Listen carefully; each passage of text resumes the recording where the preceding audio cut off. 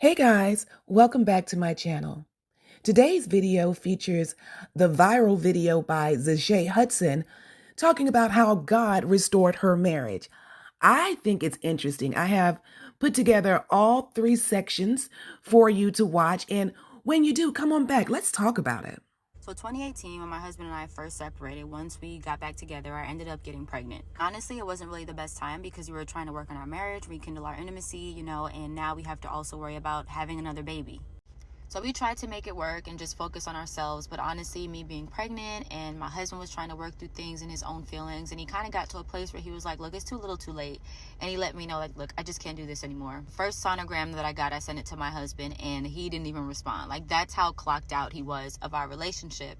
And it wasn't until I want to say like a month or two, maybe 3 months later, that I found out that he was talking to someone at his job and they were in a relationship. For the whole duration of my pregnancy, he is with that woman and we have not communicated at all. No calls, no texts. He doesn't know anything about the baby. I don't know what's going on outside of like when I have conversations with his mom and his mom is kind of telling me things. I'm believing that God is going to restore us, that he's going to change things around.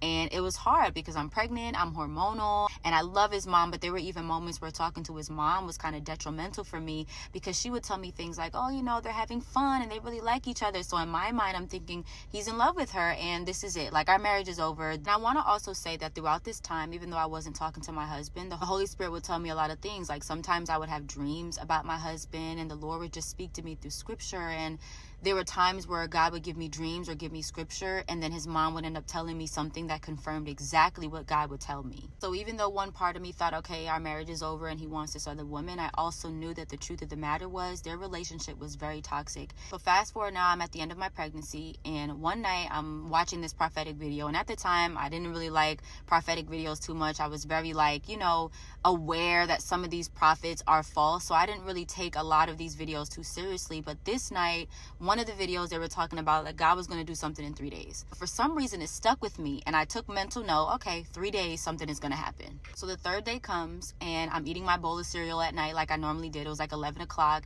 and I'm getting ready to get into bed and I lift my leg up to get into the bed and I felt like this sharp pain in my abdomen area. I get up and I walk to the bathroom. I go sit down and a gush of water comes out. My water breaks. So I'm sitting on the toilet. I'm calling out to my mom. She comes running out. Her first thing is, well, I'm going to go tell Donnie. And in my mind, I'm like, do not call this man. We have not talked in all the time that I've been pregnant. He's probably not going to show up. He wants nothing to do with us. She decides to go ahead and call my husband anyway. So now I'm on the toilet trying to figure out how I'm going to get up and, get downstairs. I'm leaking everywhere. I'm worried about what is my husband going to think. I don't want him to think that I'm pressuring him to be there. And my mom is real adamant and I'm nervous because my first son was an emergency C-section. So I've never had to push a baby out. There was a lot going on in my mind. My mom wakes my dad up to let him know that I'm in labor right now. And she grabs my hospital bag up. We walk outside to go put the stuff in the car.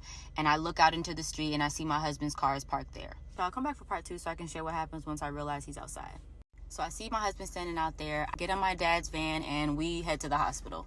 Whole time we're on the way to the hospital, I keep looking back in the rearview mirror and seeing my husband just keeping up with my dad. So I get to the emergency room, they put us in a wheelchair, and now we're just waiting for them to bring me into a room. So as I'm sitting there, my husband is there with us, but we're not saying a word to each other. So I changed into the gown and things like that. Once I changed into the gown, they basically allowed me to walk through the hallways to kind of make the labor progress. As I'm walking in the hallways, my mom is behind me and my husband is sitting on a chair. They had some chairs up against the wall and he's knocked out because he was working overnight job. Mind you, it is 11 o'clock, so he's literally snoring out loud. I'm walking, contractions are coming on strong. So we finally get back to the room. My husband is also sitting in the room and my mom is there with me and I'm still walking around because now I'm the contractions are hitting real bad. So I'm like, where's the epidural? Now I'm sitting on the hospital bed about to get the epidural and they tell you don't move because it could hit a nerve or something like that. And the doctor ends up telling my husband, oh, come and hold her. This doctor doesn't know how my husband and I are, that we haven't talked. So my husband comes over and he just holds on to me. And y'all, I swear, when he put his hands on me, it brought me so much peace. I felt so much more comfortable. It was once I get the epidural, I'm just laying there. My husband is still there. He's still sitting in that chair. We're not talking. My mom is not really talking to me. And we're just waiting for my cervix to dilate even more. After about an hour, my cervix is dilated completely and I end up starting to push. So I push, the baby comes out. Y'all, I have no idea what's going on with my husband or my mom or anybody. I'm just tired. Fast forward now, they move us to the room after you give birth. I forget what the room is called. And my mom ends up leaving. My husband ends up leaving. So I never get to tell him, like, I want you to stay. We had zero conversation. My mom ends up FaceTiming me and basically just trying to say goodnight for the night because she knew, like, nobody was coming back. And I wasn't expecting anybody to. So here I am preparing to be with my baby by myself for the first night. And mentally, I was ready. I was like, all right, this is just what it is. So I turn the TV on. I'm laying in the bed watching the TV, and I hear a knock at the door. I'm thinking it's the nurse, because y'all know when you have babies, the nurses are coming in and out constantly all day. And there is a curtain right in front of the door. So the person opens the door and walks in. I still can't see them until they pull the curtain back. They pull the curtain back, and it's my husband, y'all. And not only is it just him, he has a bouquet of flowers in his hand. So I am completely shocked. He walks in, he sits on the bed in front of me, and for like 30 seconds, we're just looking at each other, just silent. He hands me the flowers, I take them, I put them on the table, and we're back to silence again. So he starts to talk to me. I remember specifically what he said he was doing before he had got to the hospital. So he said he was in the shower, and he was on his way to go be with the woman that he was with. And he said something in him was telling him, I don't want to go be with her. I want to go be with my wife. I want to go be with Zaesha. He said he called his mom and told his mom how he felt. And his mom said, well, then go be with your wife. So he said he got out of the shower, went to go grab some flowers, and came to me. And right after that conversation, it was like nothing had ever happened. It was like we were not separated. It was like we hadn't stopped talking. He ended up picking up the baby and sitting next to me, and he was trying to help me breastfeed, y'all. And all I could think about was the prophetic word that I saw, that in 3 days something was going to happen. And on the third day, that is exactly what happened. The next day we get up and we're sitting in the hospital bed, and it's like kind of early in the day, and my husband is sitting next to me and he's on his phone, and I notice that her name pops up on the screen. I don't tell him that I noticed this. I just take note of it, and I'm kind of discouraged, but I'm like, you know, whatever, I'm gonna let it go. So the next day we spend the whole day at the hospital because our son had jaundice, and then they finally let us go towards the end of the day. So he drives us back to my mom's house and he ends up leaving. I'm thinking that, okay, this is it. Like, everything's okay. He's going to stop talking to this woman. And no, that is not what happened. I want to say for the next couple of weeks, I honestly can't remember how long it was, but there were moments where he would show up to spend time with me and the baby and to see, you know, our oldest son. And then he would go and leave to go be with her. And I specifically remember one time we're all laying in the bed together, and it just felt so comfortable. It felt so right. And he ends up getting a call, and I knew that it was her. And as soon as he got off the phone, he was like, I gotta go. I was so discouraged that at one point I sent him a text, and I basically was like, you win. Like, we can get a divorce. I'm not fighting for this anymore. I remember he texted me and was like, okay, Zaesha. Just very upset. But God used my text message and he turned it all around for our good. So come back for part 3 so I can finish telling you how this story ends. I tell my husband, you win, we can get a divorce. He's upset. I don't understand why. And a couple of days later, he reaches out to me and says, hey, I want to come get our oldest son to bring him with me to my mom's house to spend time with my family. And I was like, okay, great. And yes, I was kind of worried that he would be around that other woman because I didn't want my son to be around her. I didn't really know her like that, but I put my trust in God, and I believe that, look, if anything is going to happen that is not going to benefit my son, I know that you would stop it and you're not going to allow it. So I'm going to just trust you. So later that evening, I'm watching a video again on YouTube, this woman that I trust, and she's talking about what it's like when you are married and separated and what you're supposed to be like when your husband comes back. Basically being like the prodigal son's father and just having open arms. She was saying that we need to be compassionate and showing mercy and being gracious, and I knew all of that, but as I'm listening to it, I hear the Holy Spirit tell me, when he comes back, give him a hug. I'm terrified, y'all. I'm terrified because, again, we're not on that type of time. We have not physically touched each other since he was in the hospital with me, holding me for the epidural. But again, I was very obedient to the Lord. Whatever the Lord needed me to do, I was going to do it. No shame, no pride. So my husband gets here and he walks in the door, puts my son's stuff in, bring my son upstairs, and he's still downstairs waiting. So I walk back down the steps and he's getting ready to leave, and I just hug him. I just wrap my arms around him and I hold him, and he's just holding on tight. He doesn't even let go. And as I'm holding him, I can feel that he needed it. I just knew that he needed it. And he says to me, well, what is this for? And I was like, oh, nothing. Like, I just feel like you needed it. I just feel like you needed a hug. He's like, okay, well, thanks. You know, upstairs, I call his mom, like, he just came over. I gave him a hug. Like, he didn't fight it. Like, I feel like he needed it. And she was like, tell him to come back. And I'm like, okay, like, why not? Now, my mother-in-law lives 30 minutes away, and that's where my husband was living at the time. So he had to drive 30 minutes from my house to get to his mom's. So I hurry up and I text him. I'm like, hey, can you come back? Like, can you stay here? And he's like, I'm already home. So I'm thinking the conversation is going to end, but he continues to text me and tells me that he's had dreams about me and he's just been feeling all these things. And I'm like, okay, great. Like, what are the dreams? Like, how do you feel about it? And he's just kind of speaking really like in a cryptic way. But again, I'm not trying to push boundaries. I really just want him to lead. And as he's sharing these dreams with me and what he feels and what he thinks it means, he ends up telling me, like, look, I want my family back. I want to be back with you guys. I need my family. And it almost felt like it was too good to be true, because I go through this situation at the hospital. I'm thinking God done it already just for him to leave the hospital, and he's still talking to this woman.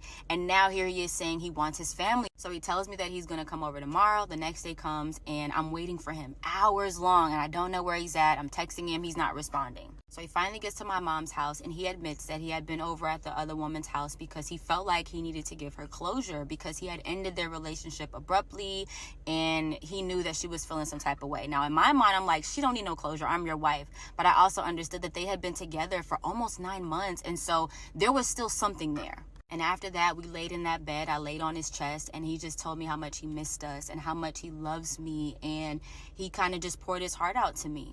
And I started to tell him all the different things that God told me, all the things God shared with me about us and being restored, and how God had even used my son one time. And he's just laying there, and I don't know what he was thinking. I should ask him one day, but he was kind of laying there like, okay, whatever. But I could tell he was at peace just being with his family. Now I was in a place where I realized we were restored, and I think that I was moving a little too fast, because I was like, let's go on dates, let's go to the movies, and he wasn't ready. And so he ended up telling me one time, like, Zay, it's too soon for this. Like, I can't just pretend like I'm still not feeling some type of way about you. I can't pretend that I'm not like grieving this other woman. Like, I just need some time. So a week goes by where we do not talk at all. And at the end of that week, he sends me a message and says, I think we should be friends. And y'all, I almost lost it. I'm like, ain't no way I'm going to be right back in this place where this man just wants to be friends. So I texted him. I said, you only want to be friends? He's like, no, dummy. I want us to rebuild our friendship. I want us to start being friends again. And y'all, we've been together ever since. And no, it hasn't been easy. There's been a lot of warfare, a lot of forgiveness. There's been a lot that has gone into both he and I growing and being where we are right now. And it even was at the point where he was explaining to me, you know, what that relationship was like for him and what they went through and how much they argued and how much they fought. And it was just very, very toxic. And so I pray that y'all hearing this, I know it's crazy, but just understanding how good God is and how faithful God is, because 6 years now, I'm not worried about that woman. I trust him. I don't think about her like I used to. It doesn't bother me anymore, because I know where God has brought us from and where we are at now. So God bless y'all. Those of you that are still standing for your marriages, I'm praying that you just keep the faith and you keep trusting in God, because he can do it. Okay, so that's all of her videos. And now let's talk about it. What do you think? Do you think God restored her marriage? Also, do you think that it would have been the same the other way around?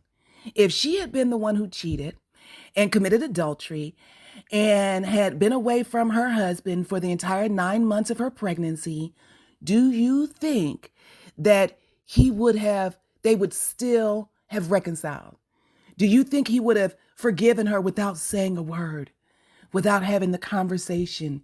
You think she would have walked back in the house and he would have just given her a hug and they would have moved on with their life? Now, I don't think so. But if you think so, let me know. Let's really talk about it. And then when she says that God restored her marriage, I'm not very religious, but I have read the Bible. I'm familiar with it. And I know for a fact that adultery is in the 10 Commandments. It's like the 7th of the 10 Commandments. So how is that? What's the rationale there? I don't know, but I did gather a few reactions.